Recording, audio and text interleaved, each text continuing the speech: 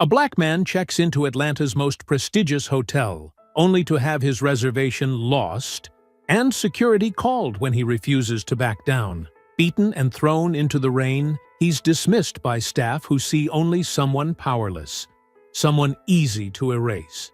But 20 minutes later, the lobby erupts in chaos as the very people who targeted him are publicly fired, unaware that the man they tried to humiliate is the CEO of the hotel.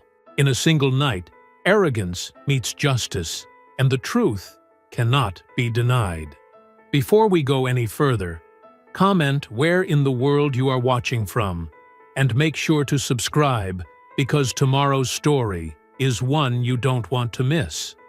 Rain drummed against the glass doors of the Stanton Grand Hotel as Jamal Bennett made his way through the revolving entrance.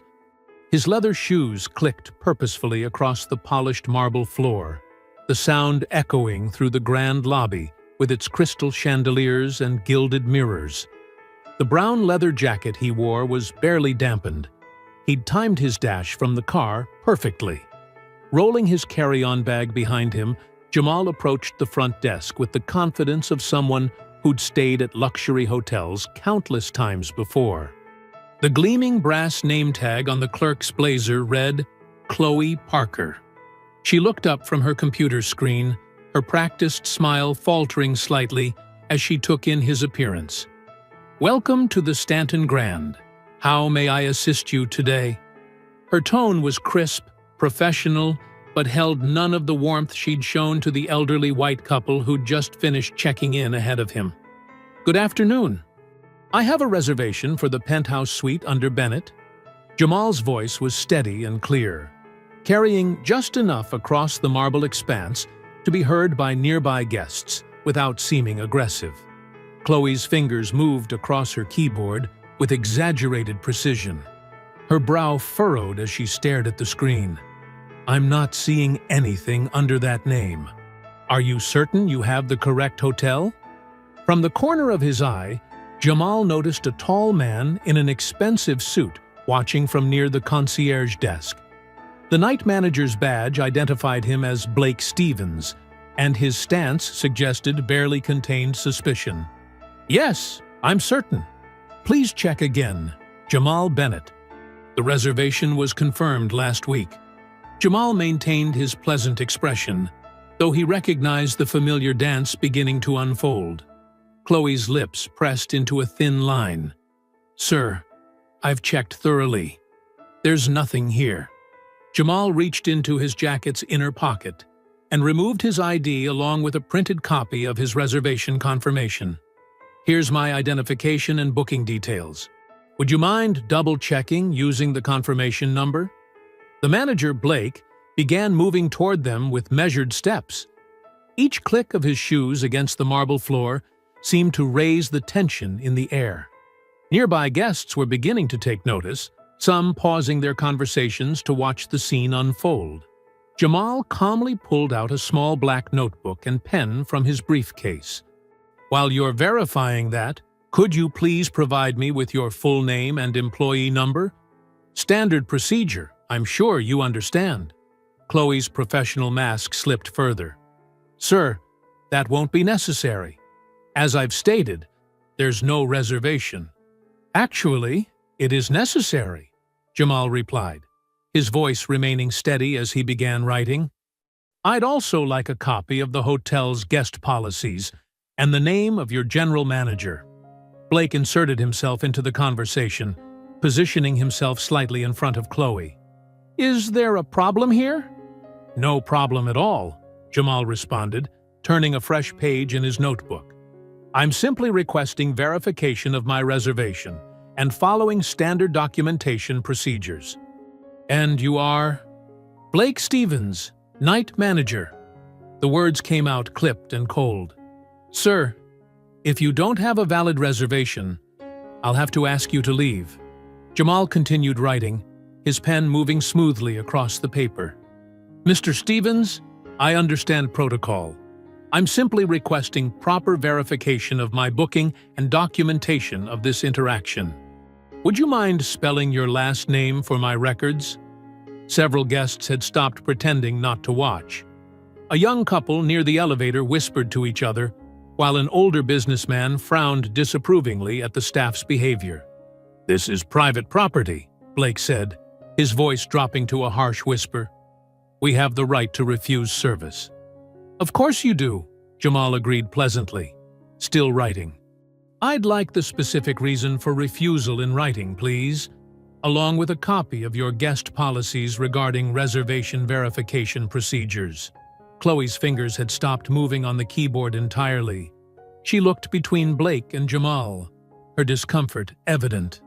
More guests were gathering in the lobby, some pretending to check their phones while obviously listening in.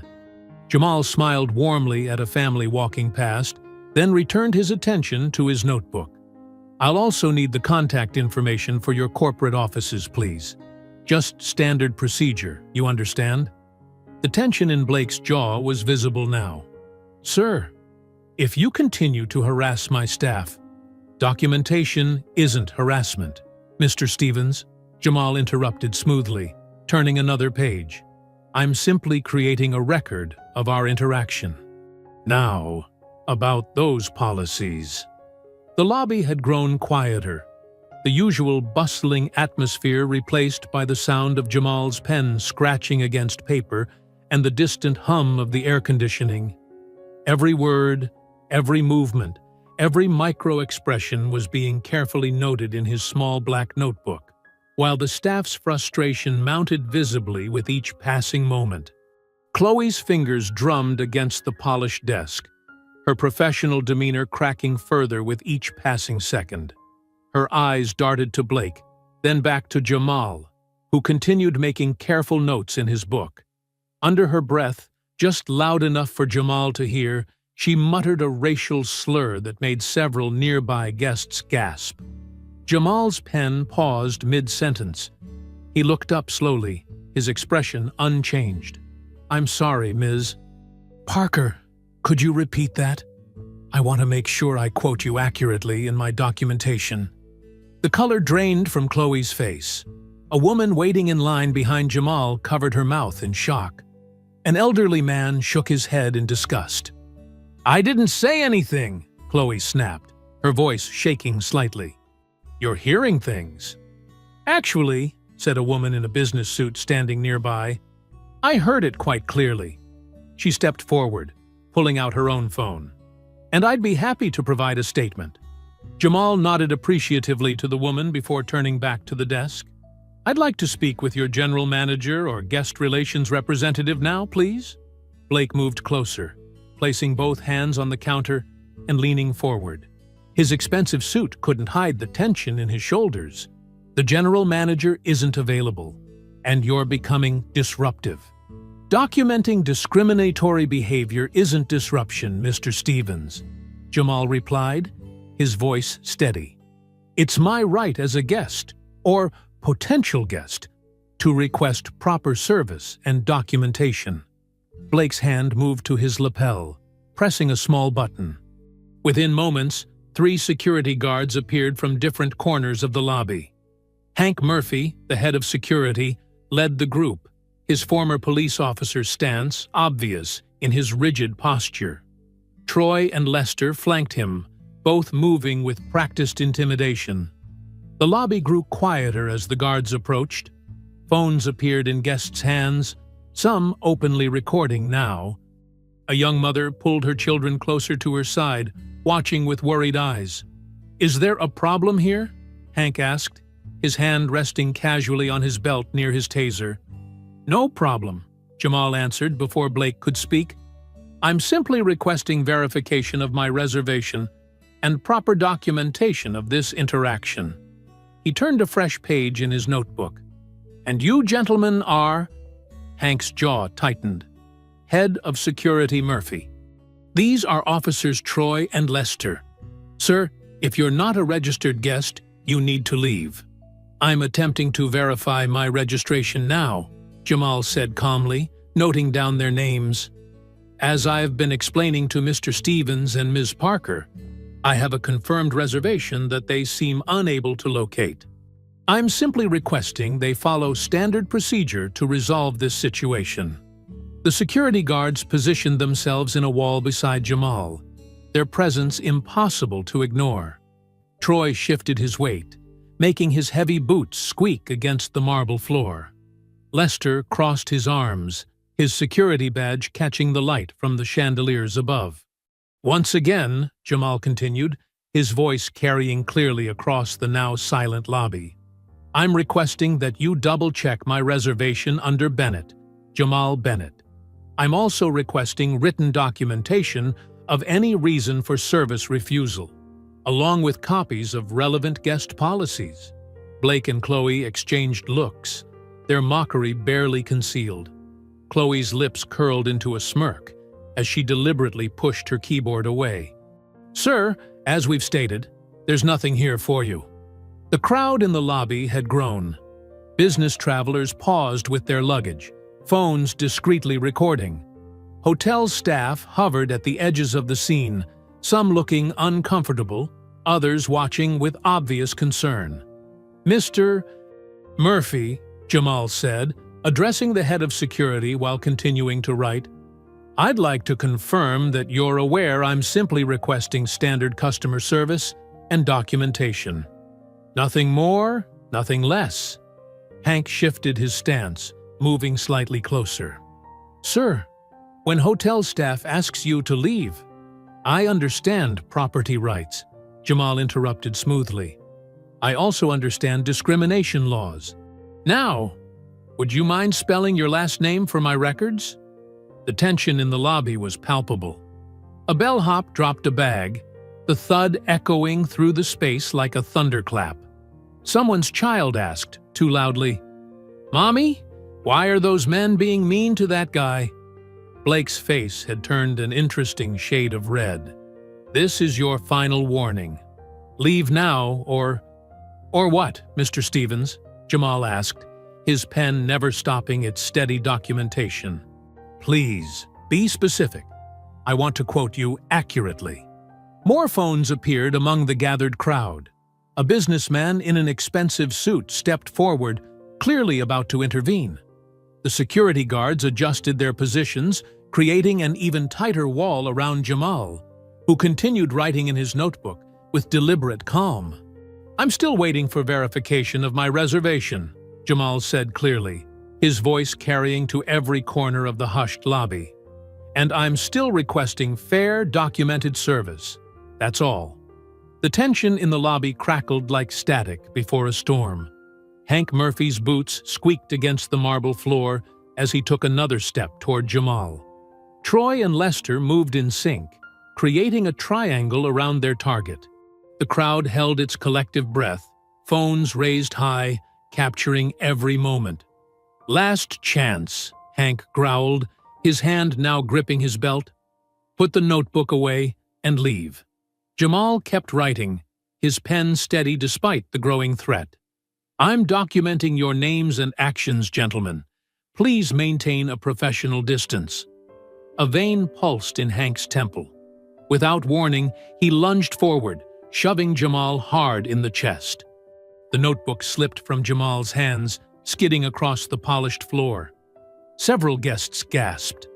A woman's voice called out, "Leave him alone!" "Don't make this worse than it needs to be," Jamal said, raising his hands in a peaceful gesture. "We can handle this properly." Hank grabbed Jamal's left arm, twisting it behind his back. The brown leather of Jamal's jacket creaked under the strain. Troy moved in from the right, reaching for Jamal's other arm. But Jamal wasn't helpless. As Troy grabbed him, Jamal planted his feet and drove his elbow back, catching Troy square in the chest. The guard stumbled backward, arms windmilling, and crashed into an elegant side table. Crystal champagne flutes exploded across the floor like delicate bombs. The sound of shattering glass echoed through the lobby. "Stop resisting!" Hank shouted, tightening his grip. Lester charged in, his fist driving deep into Jamal's stomach. The punch knocked the wind from Jamal's lungs. He doubled over, gasping, but refused to go down. Blake's voice cut through the chaos. "Get him out! Any means necessary. He's trespassing and violent." More guests were filming now. An older woman in pearls shouted, "This is disgusting! Stop this at once!" A businessman stepped forward to intervene, but Chloe blocked his path, spreading her arms. "Sir, please stay back," she said, her voice sickly sweet. "Security has this under control." Hank wrapped his arm around Jamal's throat, trying to force him down. Jamal struggled to breathe, but kept his feet. His expensive watch caught the light as he grabbed Hank's arm, trying to relieve the pressure. Troy had recovered and rejoined the fight, landing a punch to Jamal's ribs. The crack of impact made several onlookers cry out in protest. A child started crying somewhere in the crowd. "You're making a mistake," Jamal managed to say, his voice strained but clear. Lester's response was another punch, this one catching Jamal's mouth. Blood sprayed across the white marble floor. A tooth skittered away like a dropped pearl.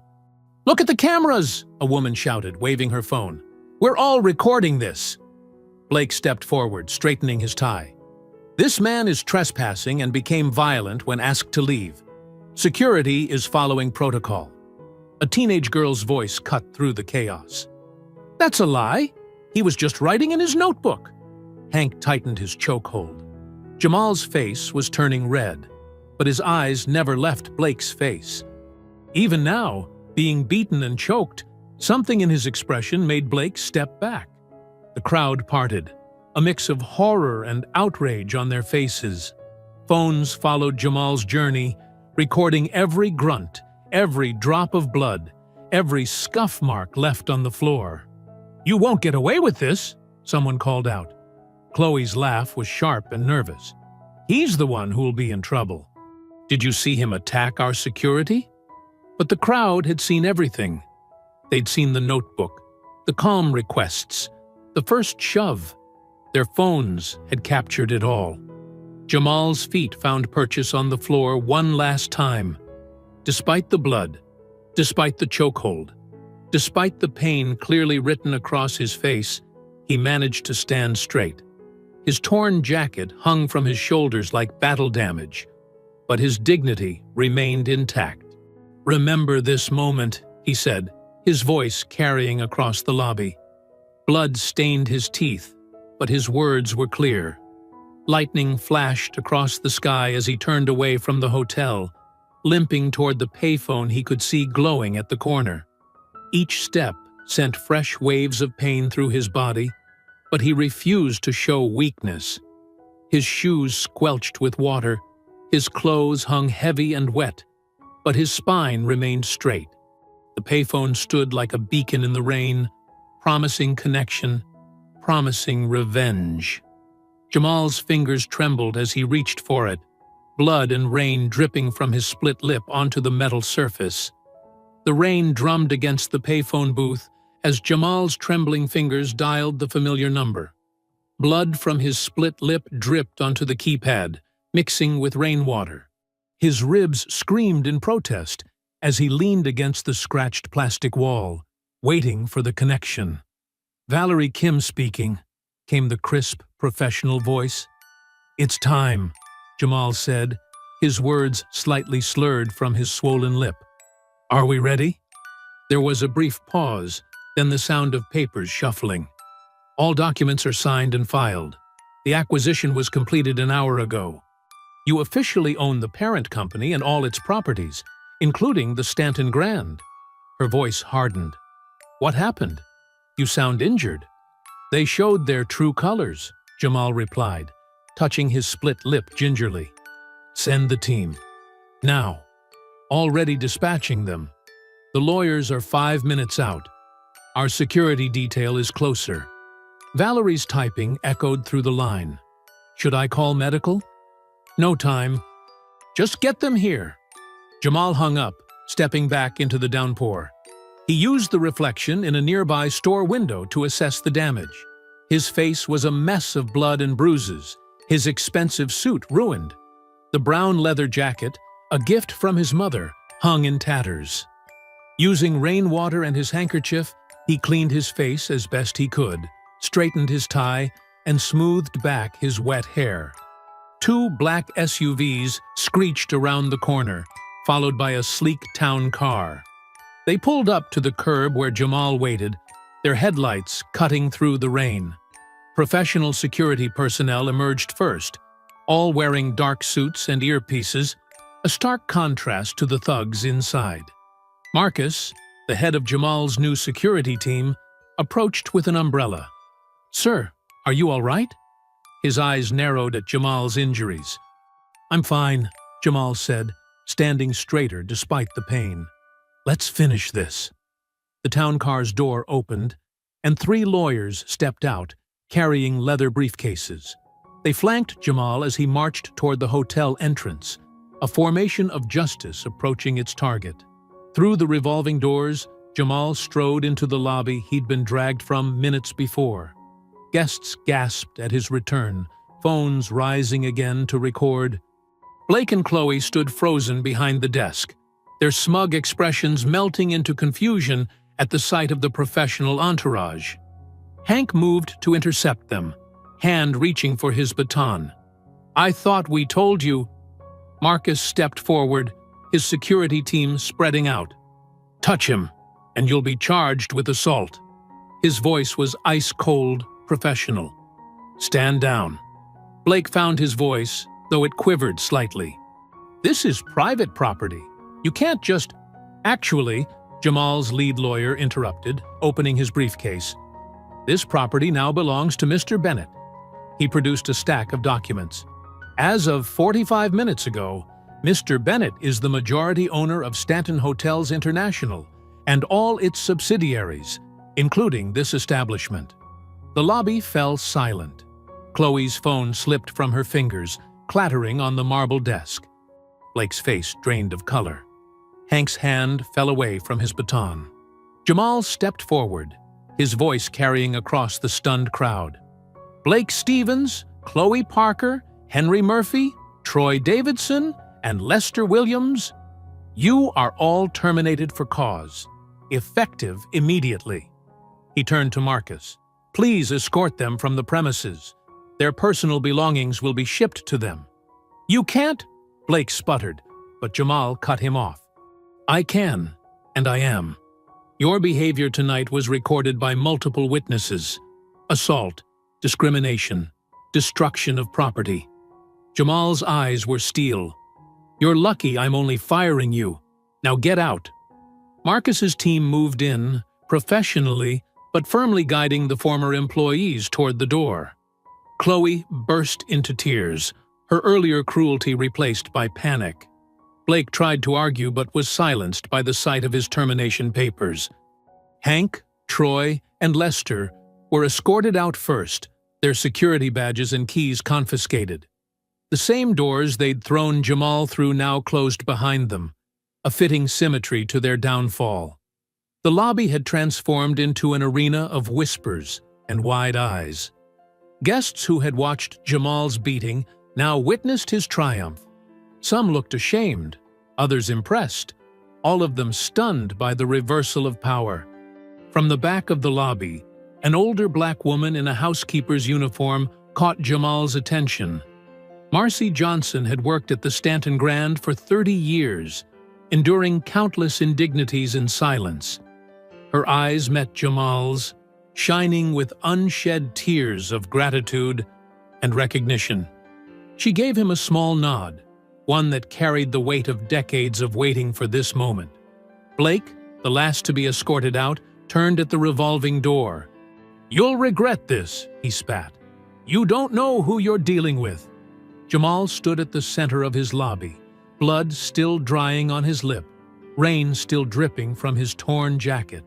But his voice was steady, powerful. "No, Blake, you didn't know who you were dealing with. That was your mistake." The doors spun one final time, and Blake was gone. The former tormentors had been cast out into the same rain they'd thrown Jamal into. The symmetry was perfect, the justice poetic. Guests and staff remained frozen, watching Jamal, their new owner, still bearing the wounds of their complicity or silence. Marcy stepped forward slightly, her presence a quiet reminder of all those who had suffered before this moment of reckoning. Morning sunlight streamed through the Stanton Grand's towering windows, casting long shadows across the marble lobby. The usual morning bustle had been replaced by clusters of whispering staff members, their phones displaying viral videos of last night's events. "Did you see how they beat him?" a young valet whispered, showing his screen to a bellhop. And then he came back as the owner. The footage had exploded overnight. Local news vans lined the street outside, their satellite dishes reaching skyward like metal trees. Inside, housekeepers paused their duties to watch coverage on the lobby's mounted TVs. Luxury hotel scandal. New owner beaten. Returns to fire racist staff scrolled across the bottom of the screen. Social media buzzed with hashtags Stanton Grand Reckoning and Justice Served trending locally. Marcy Johnson stood at her cleaning cart, watching the coverage with a mix of hope and anxiety. 30 years of witnessed abuse played through her mind as she straightened her uniform. Down the hall, Carlos Ramirez adjusted his bellhop cap, remembering every slur and forgotten tip from the guests Blake had favored. The elevator dinged, and Jamal emerged, his injuries from the night before more visible in daylight. A purple bruise colored his jaw, his split lip slightly swollen. He'd changed into a fresh suit, but carried his torn brown leather jacket over one arm, a reminder of what had happened. Valerie Kim walked beside him, tablet in hand, already working. The press wants statements, social media's exploding, and the old staff's lawyer called. They're threatening wrongful termination suits. "Let them try," Jamal replied, scanning the lobby. His eyes found Marcy first, then Carlos. "Those two. I want to speak with them." Marcy approached cautiously, decades of conditioning making her hesitant despite the changes. Carlos joined them, standing straighter than usual. "Mr. Bennett," Marcy began, her voice soft but steady. "I've been here 30 years. What I saw them do to you?" She shook her head. "It wasn't the first time, not even close." "Tell me," Jamal said, gesturing toward a quiet corner of the lobby. For the next hour, Marcy and Carlos shared their stories. Marcy described the lost paychecks for black staff, the scheduling errors that kept minorities from prime shifts, the sexual harassment complaints that disappeared from HR files. Blake had a system, Carlos explained, his hands clenching. Rich white guests got the red carpet. Anyone else got accidentally overcharged, rooms suddenly unavailable, belongings going missing. Valerie documented everything, her fingers flying across her tablet. Jamal listened, his expression growing darker with each revelation. "Show me the records," he finally said. Marcy glanced around nervously. "Some things. I kept copies, just in case, hidden in the supply closet. I know where they stash the real payroll books," Carlos added. "Behind a loose panel in the basement. Been watching them for months." Jamal stood. "Marcy, effective immediately. You're our new Director of Staff Relations. Carlos, you're Head of Security. We're going to need your knowledge." Their eyes widened. Marcy's hand flew to her mouth. "Mr. Bennett, are you sure?" "More than sure. And please, call me Jamal." He checked his watch. "Meet me in my office in 20 minutes. Bring everything you've got." As they dispersed, movement caught Jamal's eye. Through the front windows, he spotted Blake, Chloe, and the former security team huddled near a news van. Blake was gesturing angrily, Chloe crying for the cameras, playing victim. "They're not finished," Valerie warned, following his gaze. "Neither are we," Jamal replied. Upstairs in his office, formerly Blake's sanctuary of discrimination, Jamal cleared the desk of its previous occupants' belongings. Photos of Blake with various wealthy guests went into a box, along with a Confederate flag paperweight that made Jamal's jaw clench. Marcy arrived first, carrying a worn shoebox full of carefully dated notes and photographs. "Been keeping these since '95, she explained, laying out faded papers. "Every incident, every slur, every accident that wasn't really an accident." Carlos appeared next, struggling under the weight of 3 ledger books. "Found these behind that panel. 2 sets of books, one for the inspectors, one for real. Different pay rates based on race, if you can believe it." Valerie began scanning documents immediately, creating digital copies. "This is decades of evidence. Systematic discrimination, wage theft, harassment." She looked up at Jamal. "They're going to fight back hard when this comes out." "Let them," Jamal said, examining a particularly damning payroll entry. "The truth doesn't hide forever." They worked through the morning, piecing together years of injustice. Each document told a story. Christmas bonuses that never reached minority staff, guest complaints suspiciously targeting certain employees, maintenance requests from black guests mysteriously delayed. "Look at this," Carlos said, pointing to a series of notations. "They even tracked which guests fit the Stanton image." Their words, not mine. Marcy nodded grimly. "Had a code system, too. Category A guests got upgrades. Category C got lost reservations." She met Jamal's eyes. Guess which category meant what? The sun climbed higher outside as they worked, casting their shadow of justice across decades of darkness.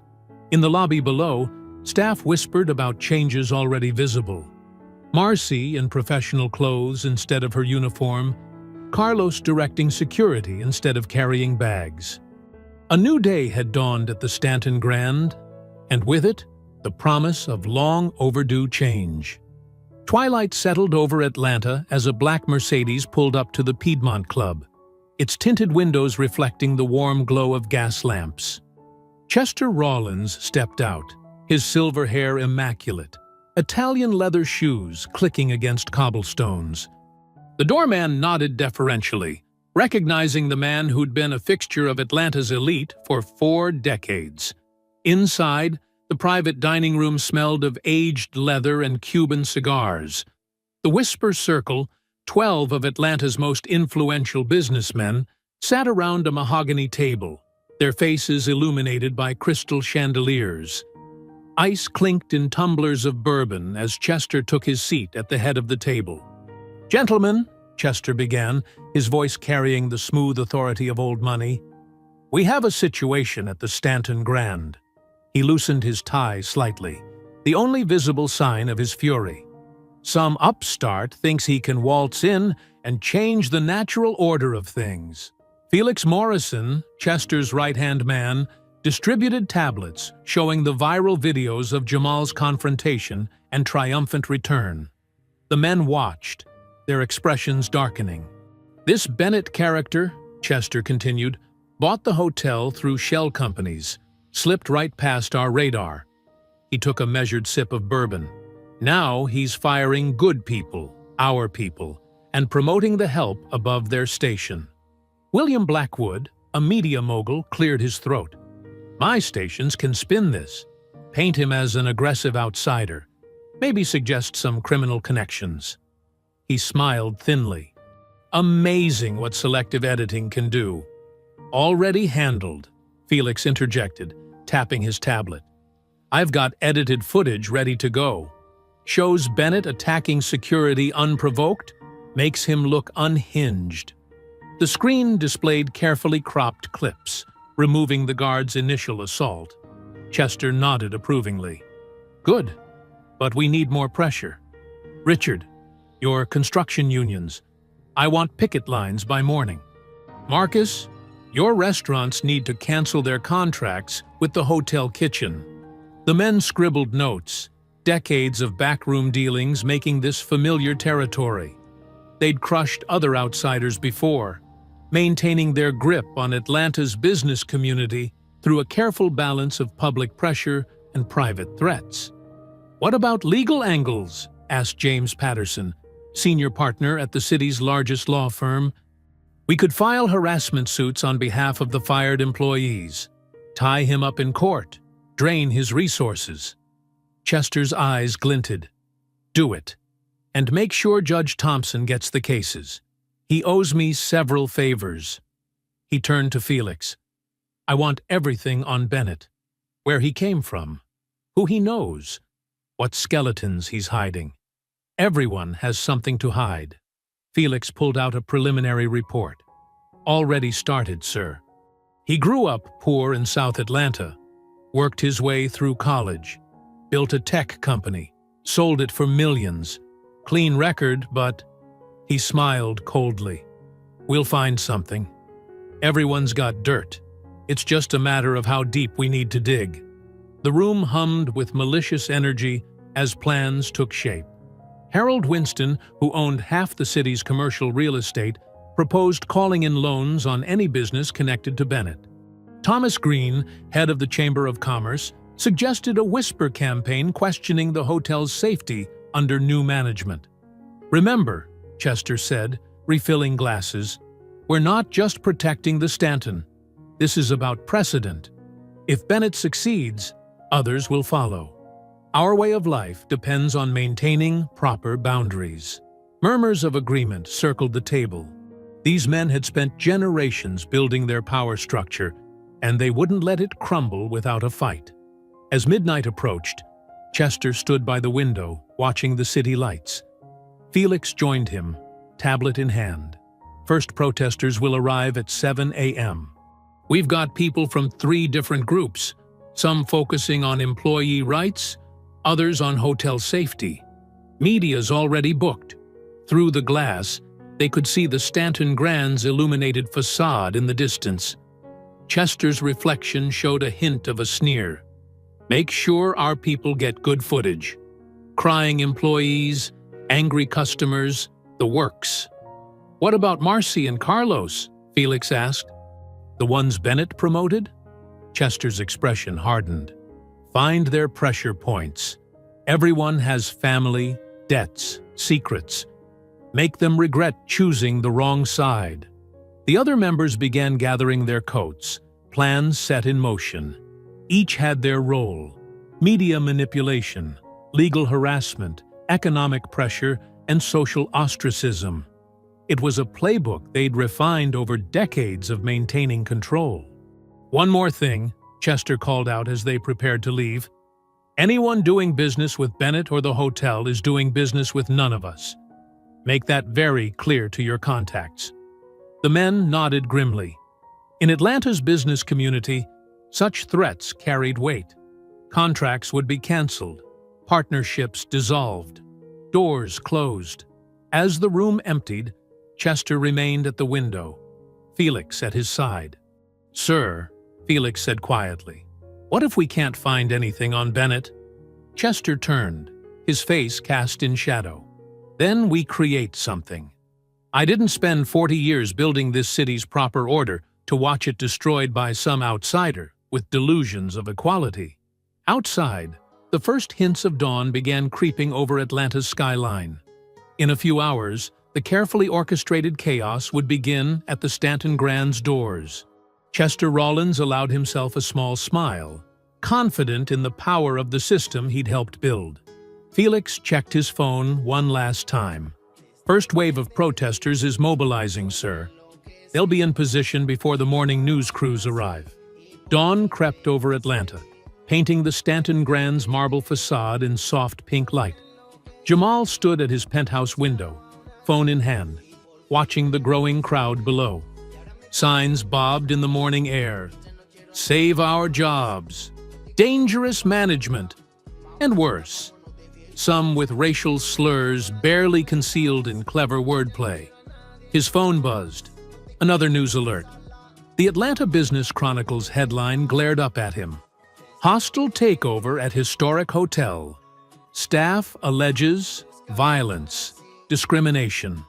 He scrolled through the article, jaw tightening at the carefully edited security footage, showing only his defensive moves. None of the guards' initial assault. A knock at the door interrupted his thoughts. Valerie entered, already immaculate in her charcoal suit, despite the early hour. Her arms were full of newspapers and tablets. "It's bad," she said, spreading the morning papers across his desk. "They're running coordinated stories across all major outlets. The fired staff gave interviews claiming wrongful termination. They're painting you as an aggressive outsider who bought his way in to settle personal scores." Jamal picked up the Atlanta Journal-Constitution. His own face stared back at him, caught mid-struggle with security, looking exactly as they wanted him to look. Angry, dangerous, out of control. "Channel 4 is running special coverage," Valerie continued, turning on the suite's TV. "They're interviewing Blake right now." On screen, Blake sat in a studio, looking wounded and professional in a crisp blue suit. "I tried to de-escalate the situation," he was saying, voice thick with fake emotion. "But Mr. Bennett became aggressive. We had no choice but to protect our guests and staff." Jamal muted the TV. "How's it affecting business?" Valerie's tablet chimed with updates. 3 corporate clients canceled their conference bookings. The restaurant suppliers are threatening to pull out. And, she hesitated, some of the board members are calling for an emergency meeting. They're worried about the hotel's reputation. A text message lit up Jamal's phone. "Carlos, the new head bellman. Sir, protesters are blocking staff entrance. Marcy and other minority workers getting harassed. Get security to escort our people in through the garage," Jamal ordered, already moving toward the door. "And call legal. I want to know who's funding these protesters." They rode the elevator down to the lobby, where the morning shift was trying to maintain normalcy despite the chaos outside. Through the revolving doors, news vans lined the street, their satellite dishes reaching toward the brightening sky. The hotel's restaurant was half empty, regular breakfast customers apparently scared away by the crowd. A few guests huddled over coffee, watching the protests through the windows with uncertain expressions. "Board meeting in 30 minutes, Valerie reminded him, checking her watch. "They've called in remotely from their offices, probably afraid to cross the picket line." Jamal straightened his tie, squaring his shoulders. "Pull up our revenue projections, staff satisfaction surveys from the last 5 years, and any documentation of complaints under the old management. They want to talk numbers? Let's talk numbers." They headed to the conference room, passing the front desk where new staff worked diligently, trying to ignore the chants from outside. A young black receptionist looked up nervously as they passed. Jamal gave her an encouraging nod. The conference room's screen flickered to life, showing 12 faces in their separate windows. The hotel's board of directors. Most wore carefully neutral expressions, but a few couldn't hide their hostility. Mr. Bennett, Douglas Wheeler, the board chairman, began without preamble. "We're deeply concerned about recent events. The hotel's reputation is finally matching reality," Jamal interrupted smoothly. "I've spent my first day uncovering systematic discrimination, wage theft, and abuse. Would you like to see the numbers?" Valerie projected spreadsheets showing years of discrepancies in pay between white and minority staff, documented incidents of harassment swept under the rug, and guest complaints that mysteriously vanished when they involved certain preferred customers. "This is inflammatory," protested Margaret Whitmore, her pearls gleaming through the video feed. "We've always maintained the highest standards." "Of oppression," Jamal finished, "but that's changing. Now, if you'll excuse me, I need to ensure our staff can safely enter their workplace." He stood, but Wheeler's voice cut through.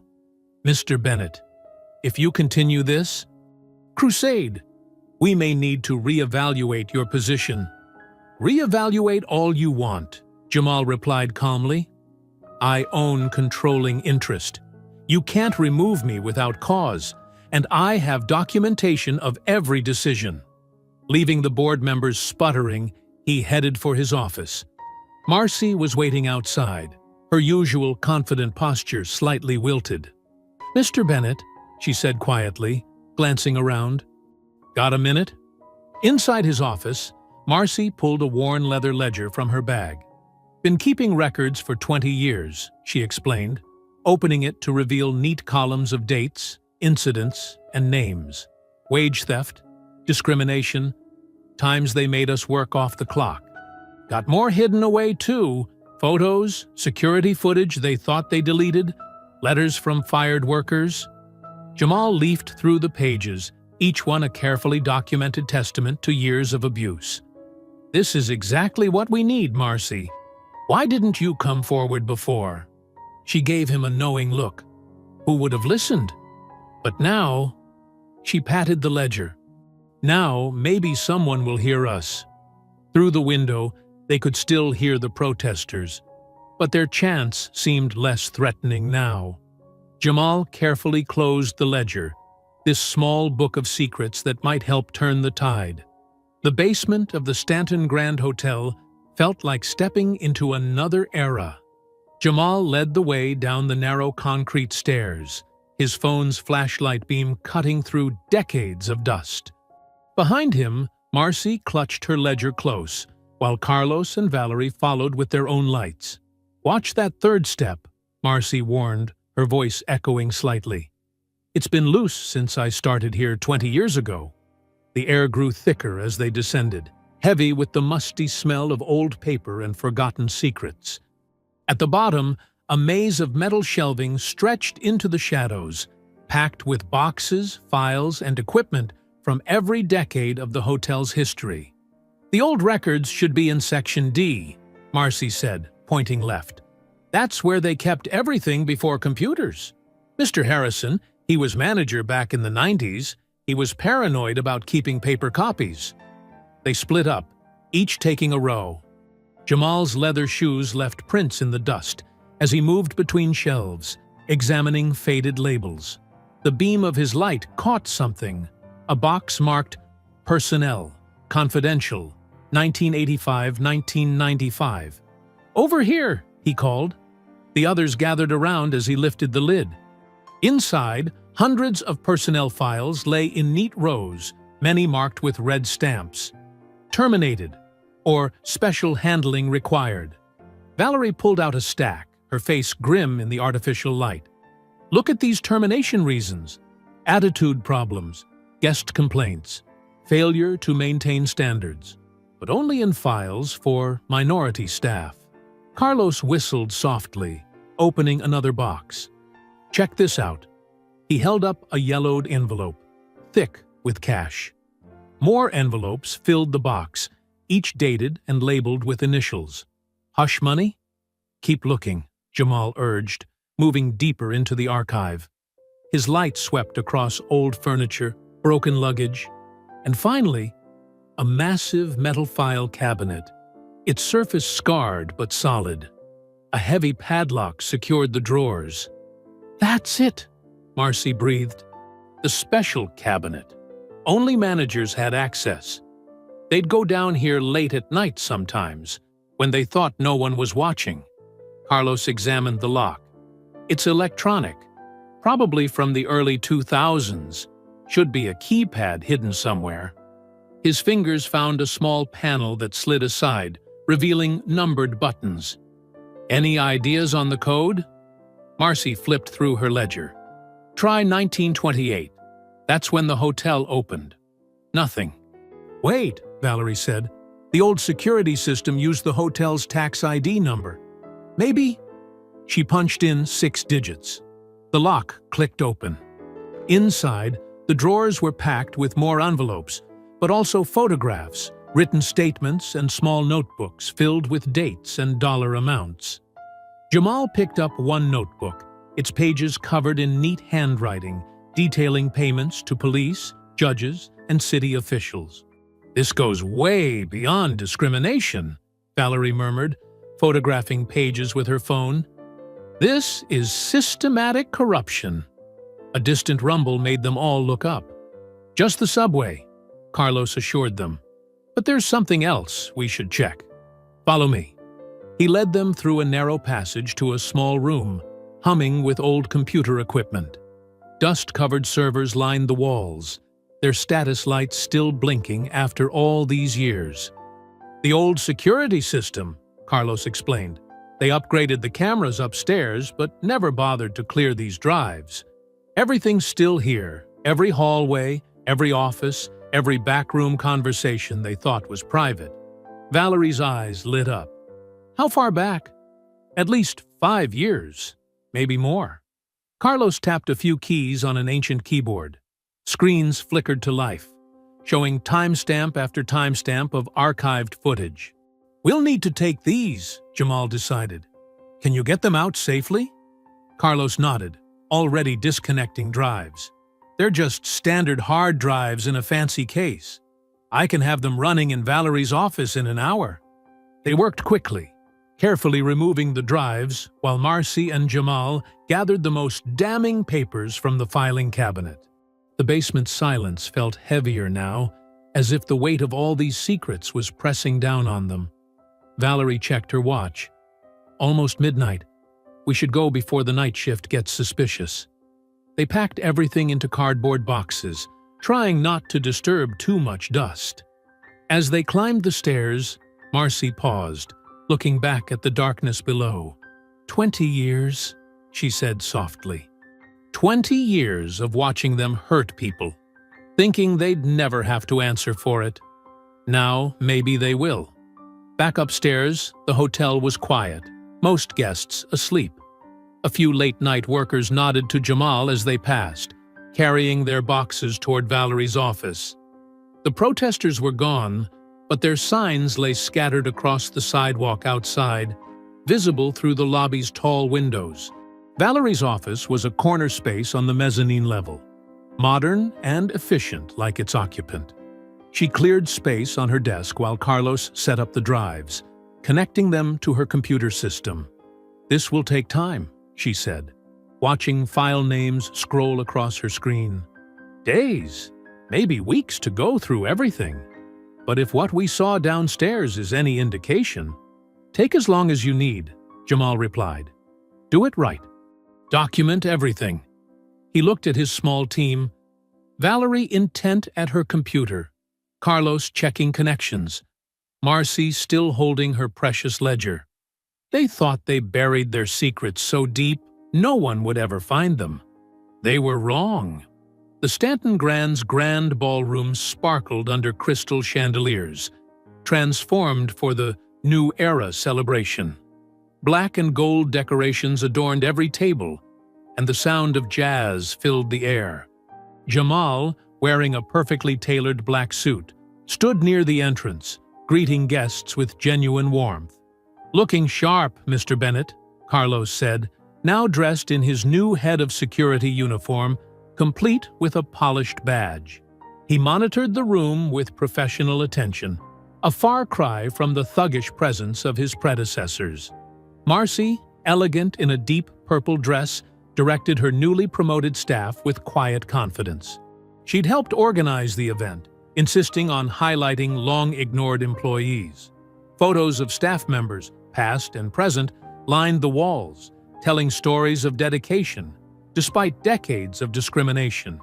Local news crews positioned their cameras as Atlanta's black business leaders mingled with hotel employees. The Atlanta Journal-Constitution reporter, Sandra Chen, approached Jamal with her notebook ready. "Mr.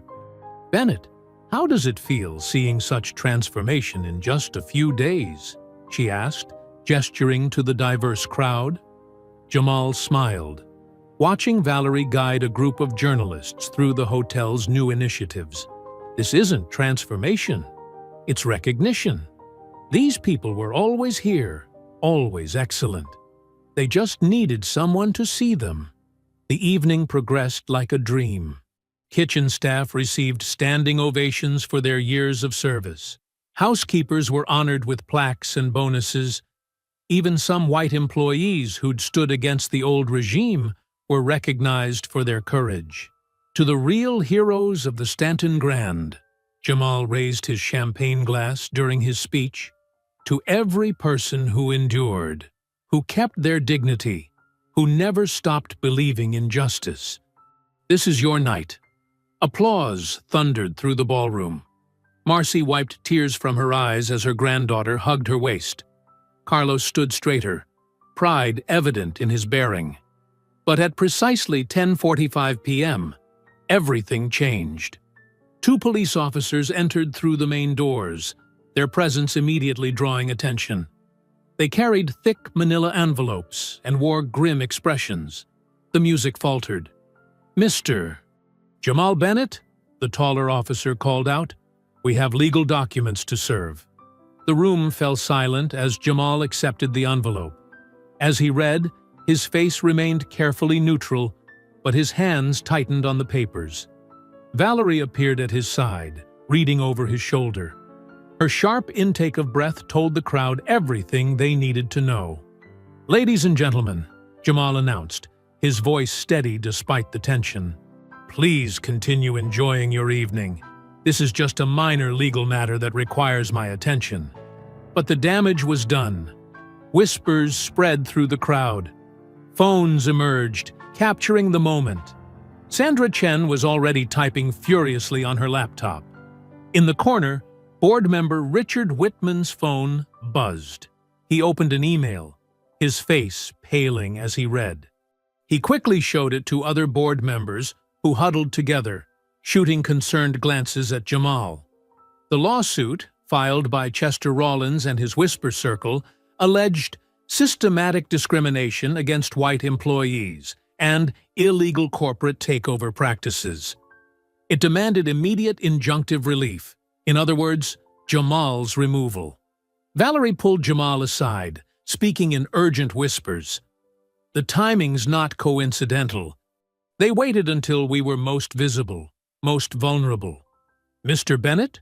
Richard Whitman approached, his face ashen. "The board requires an emergency meeting. Now." The ballroom's celebration dissolved into chaos.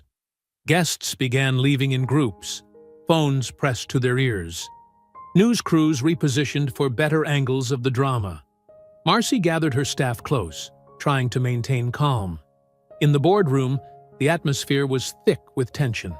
Board members passed around printed copies of an anonymous letter, allegedly showing Jamal had bribed city officials to fast-track his takeover.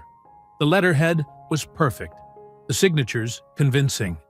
"This is obviously fake," Jamal stated firmly. "Part of their smear campaign."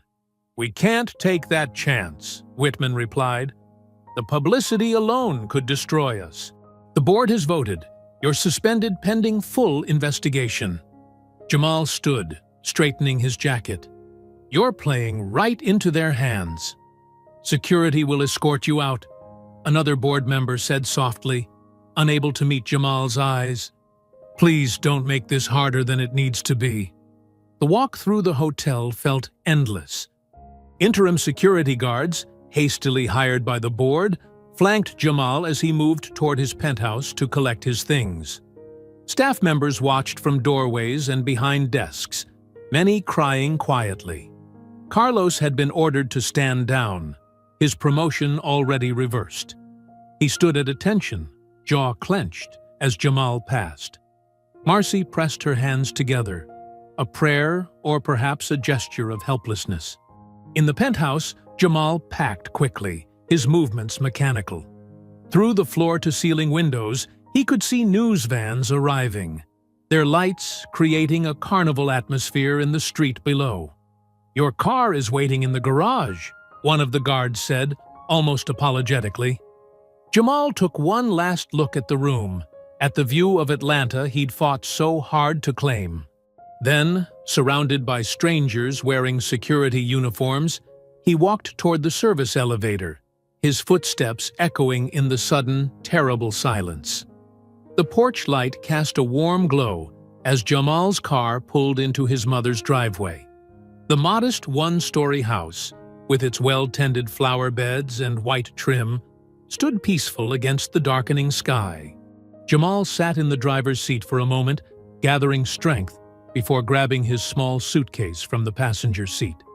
His mother, Margaret Bennett, opened the front door before he reached it. She wore a floral housecoat and had her silver hair wrapped in a silk scarf. Her eyes took in his exhausted posture, the slight limp from his earlier beating, and the defeat written across his face. "Baby," she said softly, opening her arms. Jamal stepped into her embrace, letting his suitcase thump onto the porch. He towered over her small frame, but somehow she made him feel like a child again. Safe, protected, understood. "Come on in," she said, picking up his suitcase before he could stop her. "I've got dinner keeping warm." The house smelled like childhood. Cornbread and collard greens, with something sweet baking in the oven. Jamal followed his mother through the familiar living room, past photographs marking decades of family history. There he was at 5 years old, grinning with missing front teeth. His high school graduation, college, his first corporate job. "Sit," Margaret commanded, pointing to the kitchen table. She'd already set 2 places with her good plates, the ones with tiny blue flowers around the edges. "You need to eat something." Jamal sank into the wooden chair, his body aching. "Mama, you didn't have to." "Hush now," she interrupted, bringing over a plate piled with comfort food.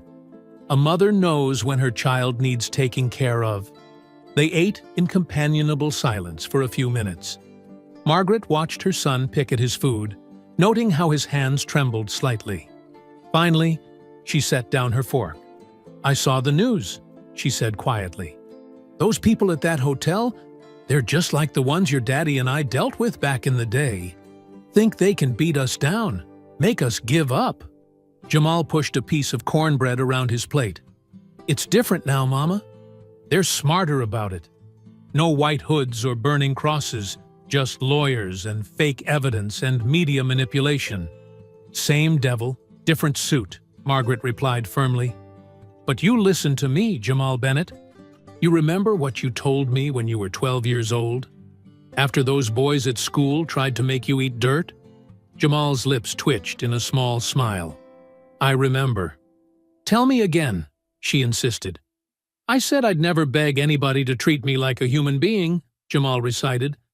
"That I'd rather stand alone than kneel to bullies." Margaret reached across the table and squeezed his hand. "That's my boy. And look at you now, CEO, owner of companies, changing lives. Those people at the hotel, they're scared of you. That's why they're fighting so dirty." "They took everything, Mama," Jamal said, his voice rough. "The hotel, my reputation." "They took nothing you can't get back," Margaret corrected. "Your daddy used to say, the truth is like cream. It always rises to the top. You've got good people on your side.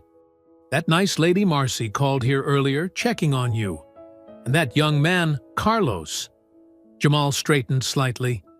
"They called here?" "Mm-hmm. Said they had something important to show you. They're coming by in the morning." Margaret stood and went to the oven, pulling out a sweet potato pie. "Now, you're going to eat some pie, take a hot shower, and get some sleep in your old room. Tomorrow's a new day." Later that night, Jamal lay in his childhood bed, staring at the ceiling where glow-in-the-dark stars still clung after 20 years. His mother's words echoed in his mind, mixing with memories of his father's quiet strength and determination. Sleep came easier than he'd expected. Morning arrived with the smell of coffee and bacon. Jamal had just finished helping his mother clear the breakfast dishes when a knock came at the door. Marcy stood on the porch, elegant even in casual clothes, clutching a thick folder. Behind her, Carlos balanced a battered laptop and several flash drives. "Mr. Bennett," Marcy said, then corrected herself.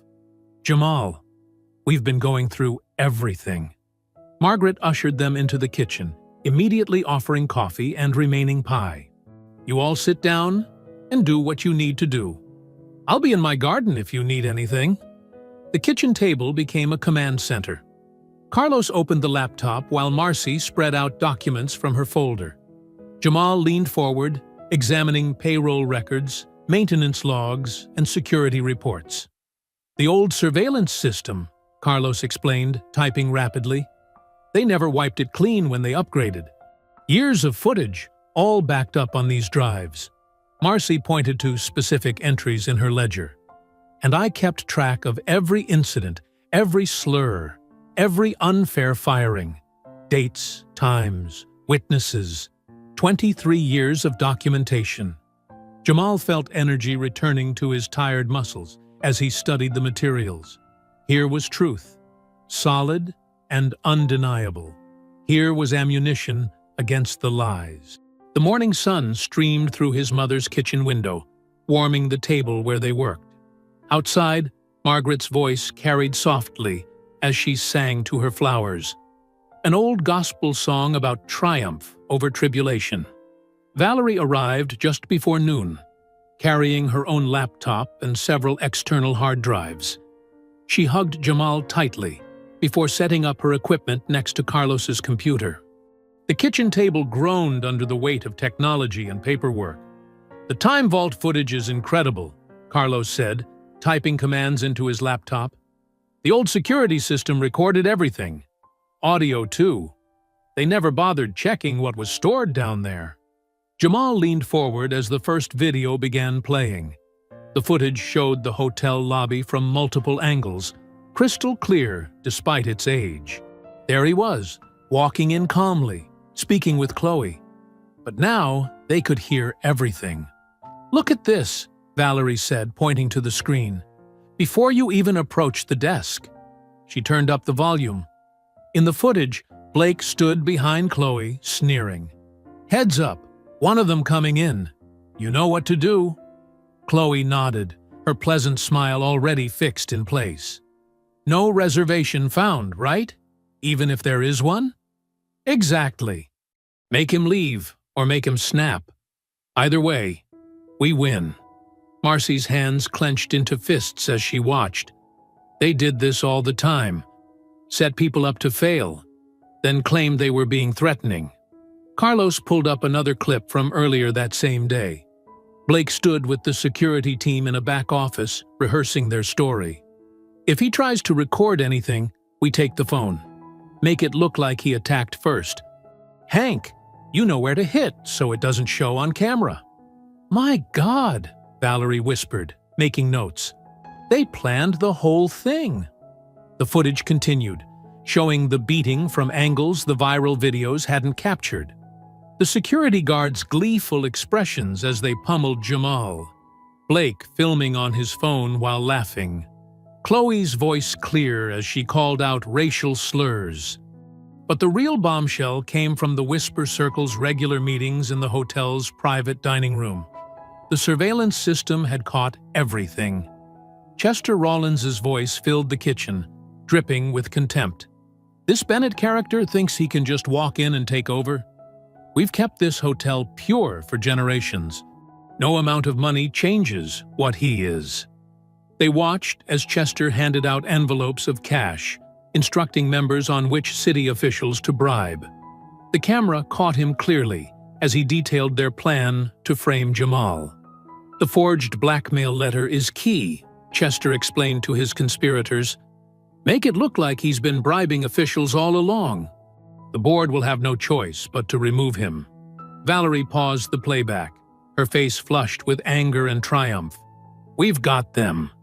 The whole conspiracy on video. Proof of systematic discrimination, assault, bribery, fraud." "Wait," Carlos said, clicking through more files. "There's something else." He pulled up footage from just last week, showing Chester's assistant alone in the private dining room, practicing signatures and typing on a laptop. "Look, this is him creating the fake blackmail letter. We can prove it never came from you." Jamal stood up and paced the kitchen, energy coursing through him. "How many years of footage do we have?" "At least 5 years of continuous recording," Carlos replied. "Plus scattered older clips going back almost 15 years. Marcy's records match up perfectly with what we're seeing." Marcy spread out her ledgers, pointing to specific entries. "Every incident, every slur, every unfair firing. I wrote it all down. Dates, times, witnesses. The footage confirms everything. Valerie was already making calls on her cell phone. "Sarah, it's Valerie Kim. I need an urgent meeting with your DOJ team." "Yes, today, if possible. We have extensive evidence of civil rights violations, conspiracy, and financial crimes at the Stanton Grand Hotel." She listened for a moment, then covered the phone. "They can meet us in 2 hours. We need to organize this footage. Make it presentable." "I'll start downloading everything to secure drives," Carlos said, fingers flying over his keyboard. "Multiple copies, backed up to cloud storage too. They can't bury this." Jamal nodded, his mind racing with strategy. "Valerie, call our PR team too. We need to plan the rollout carefully. Maximum impact, but completely legal and transparent." "Already on it," she replied, sending rapid texts. "I'm thinking we hold our evidence until the board meeting. Let them try to formalize your removal, then hit them with everything at once." "The press will eat this alive," Carlos added, grinning. "Rich white businessmen caught on camera plotting against a black owner? Actual footage of them planning assault and discrimination? It's a perfect storm." Margaret appeared in the doorway, carrying a tray of sandwiches and fresh lemonade.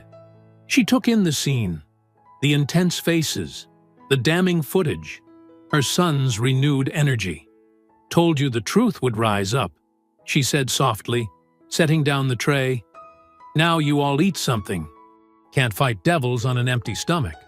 Valerie finished her call and immediately started another. "Jason, get the legal team ready. We're going to need injunctions, civil suits, and criminal referrals. Yes, all of it. Trust me, we have more than enough evidence." They worked through lunch, organizing the footage into clear categories: discrimination, conspiracy, assault, financial crimes. Each clip was labeled and time-stamped, matched with Marcy's detailed records. The truth, hidden for so long in the hotel's basement, was finally coming to light. The Stanton Grand's largest conference room buzzed with tension. Morning sunlight streamed through tall windows, illuminating rows of leather chairs filled with board members, local media, and Chester Rawlins's associates. Their expensive suits and carefully arranged expressions couldn't hide their eagerness for what they assumed would be Jamal's final humiliation. Chester sat near the front, radiating smug confidence. He checked his gold watch and whispered to his lawyer, both men chuckling. Behind them, a cluster of federal agents stood quietly by the wall, their presence drawing nervous glances from several Whisper Circle members. Police officers flanked the doors, stone-faced and alert. Local news cameras whirred, their red lights blinking as reporters whispered into microphones, setting the scene for their viewers. Board Chairman William Hayes cleared his throat. "This emergency session will come to order. We're here to address serious allegations against Mr. Jamal Bennett and formalize." The double doors swung open. Jamal strode in, wearing his signature brown leather jacket, now perfectly restored. Valerie walked beside him, carrying a sleek laptop and several folders. Behind them came Marcy, her gray hair neat beneath a small hat, and Carlos, who had traded his bellhop uniform for a crisp suit. Last came Cynthia Reynolds, the former white manager, her face pale but determined. Chester's smile flickered as he saw Cynthia. He hadn't expected her to show up. "Mr. Bennett," Hayes began, "given the severity of the charges—" "If I may," Jamal interrupted smoothly, "I'd like to present some evidence first." He nodded to Valerie, who connected her laptop to the room's projection system. "The board has heard one version of events. Now it's time for the truth." Chester stood up, adjusting his tie. "This is irregular. We have a clear agenda." "Sit down, Mr. Rawlins," one of the federal agents called out. Chester's face reddened, but he complied. The room darkened. On the massive screen, crystal-clear security footage began to play. The audience watched in growing horror as the scene unfolded. Blake and Chloe plotting to refuse Jamal's check-in, security guards rehearsing their attack, the brutal assault itself captured from multiple angles. Every word was recorded, Jamal explained calmly. Every slur, every plan, every moment of violence. The footage shifted to the Whisper Circle's meetings. Chester's voice filled the room, discussing bribes and blackmail schemes. The camera caught him clearly handling envelopes of cash, instructing associates on which officials to target. Several board members shifted uncomfortably. A reporter gasped. Chester's lawyer frantically scribbled notes. But that's not all, Jamal continued. We have years of footage, systematic discrimination, wage theft, assault, all documented. Valerie clicked through clip after clip, each more damning than the last. Marcy stepped forward, her voice steady. I kept records of every incident. She held up her ledgers. Dates, times, victims. Everything matches the footage perfectly. Carlos added, the hotel's basement contained a complete digital archive. They never bothered to check what the old security system was recording. Their own cameras caught it all. Chester jumped up again. This is absurd! Doctored footage? The footage has been authenticated by federal forensics experts, one of the agents interrupted. Every frame is genuine. The room erupted in murmurs. Phones buzzed as news alerts went out. Several Whisper Circle members quietly slipped toward the exits, only to find police blocking their way. Then, Cynthia Reynolds stood up. The room fell silent. I was there, she said, her voice trembling but growing stronger. For years, I watched it happen. The discrimination, the violence, the cover-ups. I stayed quiet to protect my job, and I'll regret that forever. She turned to face Chester. But I saw you plan it all. In that private dining room you thought was so secure. The meetings where you plotted to frame Jamal, where you forged that blackmail letter. Chester's face went from red to white. You're lying. We have footage of your assistant creating the forged document, Valerie said, pulling up the video. Time-stamped, with clear audio of him discussing your instructions. The federal agents moved forward, their badges glinting.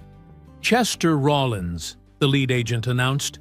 You're under arrest for conspiracy, civil rights violations, and multiple counts of financial fraud. As agents began handcuffing Chester and several other Whisper Circle members, the board sat in stunned silence. Chairman Hayes looked physically ill. Reporters were practically climbing over each other to get better shots of the arrests. Mr. Bennett, Hayes managed finally. We had no idea. You could have asked, Jamal replied simply. You could have listened to your staff. You could have looked past your own assumptions. He gestured to Marcy and Carlos. These people tried to tell you for years. The federal agents led Chester past Jamal. The old man's carefully maintained mask had crumbled, revealing naked hatred and fear. You'll regret this, he spat. No, Jamal said quietly. You already do. More agents entered the room, carrying boxes and evidence bags. They began collecting devices and documents from the arrested Whisper Circle members as reporters called out questions and cameras flashed. The afternoon sun bathed Atlanta's skyline in golden light as news helicopters circled the Stanton Grand Hotel.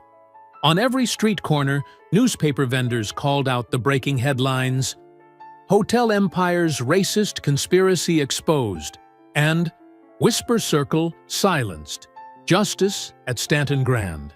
Inside the hotel's executive office, Jamal sat behind his restored desk, watching the coverage unfold on multiple screens. Footage of Chester Rawlins and his associates being led away in handcuffs played on repeat. Local stations aired clips from the security videos, shocking viewers with the raw evidence of discrimination and violence. Valerie entered, carrying a stack of newspapers. The board's statement just went public, she said, handing him the top paper. They're falling over themselves to apologize. Jamal scanned the front page. The board's mea culpa was prominently featured, along with their unanimous vote to reinstate him as CEO with expanded authority over hotel operations, hiring practices, and policy implementation. They had no choice, Marcy commented from her seat by the window. She'd changed into a smart business suit, befitting her new role as Director of Staff Relations. The evidence was too overwhelming to ignore. Carlos knocked and entered, now wearing the sleek black uniform of Head of Security. "Mr. Bennett, the police just confirmed. Blake and Chloe are in custody. They're facing multiple charges, including civil rights violations and filing false police reports." "What about Hank and his crew?" Jamal asked. "All three have been charged with assault," Carlos replied. "The Security Industry Association has already revoked their licenses. They won't work in hospitality again." Cynthia arrived next, carrying a thick binder labeled Whistleblower Protection Protocols. Her hands still trembled slightly, but her voice was steady. "The legal team approved all our new reporting procedures. We're ready to implement them immediately." Jamal stood, gathering his team around the large conference table. "Let's review the announcement for this evening. Everything needs to be perfect." They spent the next hour fine-tuning the details of Jamal's major policy changes. The new equity initiatives would ensure fair hiring practices and promotion opportunities. The diversity training program would be mandatory for all staff, with regular refresher courses. Most importantly, the Marcy Johnson Scholarship Fund would provide educational support for employees' children. "I still can't believe you named it after me," Marcy said softly, touching the fund's proposal document. "Who better?" Jamal smiled. "You kept those records all those years, never losing hope that someday someone would listen." A knock interrupted them. A young staff member entered, looking nervous but excited. "Sir, the lobby is filling up. Press is here, and community leaders are arriving." Jamal checked his watch. Time to make it official. He straightened his jacket and headed for the elevator, his team falling in step behind him. The lobby had been transformed. Gone were the stuffy old portraits of previous owners, replaced by a diverse array of artwork celebrating Atlanta's rich cultural heritage. Staff members, wearing new uniforms designed without the old colonial styling, moved confidently through the crowd. Television cameras tracked Jamal's descent down the grand staircase. Reporters called out questions, but he waited until he reached the podium that had been set up near the front desk, the same spot where he'd been assaulted just days before. "Good evening," he began, his voice carrying clearly through the packed lobby.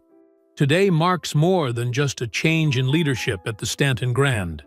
It represents a fundamental shift in how we define luxury and service." He gestured to his team, who stood proudly behind him. These individuals showed extraordinary courage in the face of systemic injustice. They refused to be silenced. Their testimony and evidence didn't just expose corruption. It proved that change is possible when we stand together. Jamal outlined the new policies. Each announcement met with applause. When he revealed the scholarship fund, Marcy dabbed at her eyes with a handkerchief as the crowd gave her a standing ovation. "The old guard believed they owned more than this building," Jamal continued. "They thought they owned the right to determine who belongs here. Today, we reclaim this space for everyone who was ever made to feel unwelcome, who was ever told they didn't deserve to be here." Cameras flashed as he held up the new hotel charter with its explicit protections for staff and guests. "The Stanton Grand will stand as a beacon of justice and dignity for all. This is not just a hotel. It's a promise that the days of whispered discrimination and hidden violence are over." In the crowd, several former employees who had suffered under the old regime openly wept. Community leaders nodded in approval. Even some of the board members, still shaken by the day's revelations, appeared moved by the transformation they witnessed. Carlos leaned over to Marcy and whispered, "Look at their faces. They never thought they'd see this day. "None of us did," she replied softly. "But we never stopped hoping." The lobby erupted in another round of applause as Jamal prepared to take questions from the press. The evening sun streamed through the grand windows, illuminating the space where darkness had once ruled, now filled with the light of justice, long delayed, but finally delivered. A gentle morning light filtered through the Stanton Grand's towering windows, casting warm patterns across the newly polished marble floors. The lobby hummed with activity, but it was different now, a natural, comfortable energy that made everyone feel welcome. Jamal stood near the concierge desk, observing the scene with quiet satisfaction. A black family checked in without hesitation or suspicious glances. A group of Latino businesswomen strode confidently toward the conference center. Two elderly white couples chatted amiably, with a young Muslim bellhop about local restaurants. The transformation was visible everywhere. New artwork adorned the walls, local pieces celebrating Atlanta's diverse heritage. The staff uniforms had been redesigned, dropping the colonial-style elements for clean, professional lines that respected every body type and cultural preference. "Good morning, Mr. Bennett," called Maria, one of the housekeeping supervisors Marcy had promoted. She pushed her cart with pride, her name tag prominently displayed, no longer forced to remain invisible. "Morning, Maria. How's your son doing with those college applications? Thanks to the scholarship fund, he's already been accepted to 3 schools." Her eyes shone with joy. "I never thought." "That's exactly why we're here," Jamal smiled, touching her shoulder gently. The front desk area, once a site of humiliation, now operated with transparent efficiency. Carlos had installed new security cameras with clear sight lines, ensuring every interaction was documented. The guest rights policy was prominently displayed in multiple languages. Jamal noticed an elderly woman struggling with her rolling suitcase near the entrance. Without hesitation, he walked over, his brown leather jacket, now a symbol of his victory, catching the morning light. "May I help you with that, ma'am?" he offered, already reaching for the handle. The woman, who reminded him of his mother, beamed. "Oh, thank you, young man. These wheels aren't what they used to be." "Neither was this hotel," Jamal replied with a gentle laugh. "But we fixed that too." As he helped her to the check-in desk, he caught sight of the new portrait wall. Where stern-faced old owners once glowered, now hung photographs of current staff members. Marcy's dignified smile shone from the center, flanked by Carlos's confident stance and Cynthia's determined gaze. Each photo told a story of resilience and change. "Mr. Bennett!" Carlos called out, approaching with a group of tourism officials. "The committee wanted to see our new security protocols in action." Jamal handed the elderly guest's luggage to a bellhop, ensuring she was comfortable before turning to the officials. "Perfect timing. We're particularly proud of our transparency initiatives." As he led the tour, showing off the new public monitoring stations and explaining the anti-discrimination safeguards, staff members went about their duties with newfound confidence. No one flinched when supervisors approached. No one lowered their voice to avoid attention. Near the grand staircase, Cynthia was conducting a training session with new hires. "Remember," she said clearly, "every guest complaint is logged and reviewed. No exceptions, no matter who's involved." The morning grew busier as a conference group arrived. Jamal watched with satisfaction as his team handled the surge flawlessly. Marcy appeared at his side, her new blazer marking her executive status. "Time for the staff photo," she reminded him. Everyone's gathering in the garden courtyard. The courtyard, once reserved for exclusive events, now hosted regular community gatherings. Staff members assembled, naturally mixing across departments and positions. Carlos adjusted his security chief's badge. Cynthia straightened her whistleblower committee pin. "Look at this family we've built," Marcy whispered as they arranged themselves for the photo. The photographer, a local artist who documented the civil rights movement, captured the moment. Genuine smiles, proud postures, and the unmistakable look of people who knew their worth. After the photo, Jamal found himself alone for a moment in the lobby, watching the ebb and flow of humanity through his hotel. The marble still gleamed, the chandeliers still sparkled, but now they illuminated truth instead of hiding lies. A small figure suddenly darted across the lobby. Little Maya, Marcy's 6-year-old granddaughter, wrapped her arms around Jamal's legs. "Uncle Jamal!" she exclaimed, a title she'd given him days after the victory. "Grandma says you made it so everyone can be happy here." Jamal knelt down to her level, seeing in her bright eyes the future they'd fought for. "Your grandma made it happen too. We all did, together." Maya hugged him properly now, her small arms fierce with love. "I'm gonna work here someday," she declared. "Just like Grandma. And you'll start at the top," Jamal promised, "not the bottom like she had to." The lobby's natural light seemed to grow warmer, embracing them all in its glow. Where darkness had once ruled, where violence had once erupted, where discrimination had once seemed permanent, now stood a testament to the power of refusing to back down. I hope you enjoyed that story. Please share it with your friends and subscribe so that you do not miss out on the next one. In the meantime, I have handpicked 2 stories for you that I think you will enjoy. Have a great day.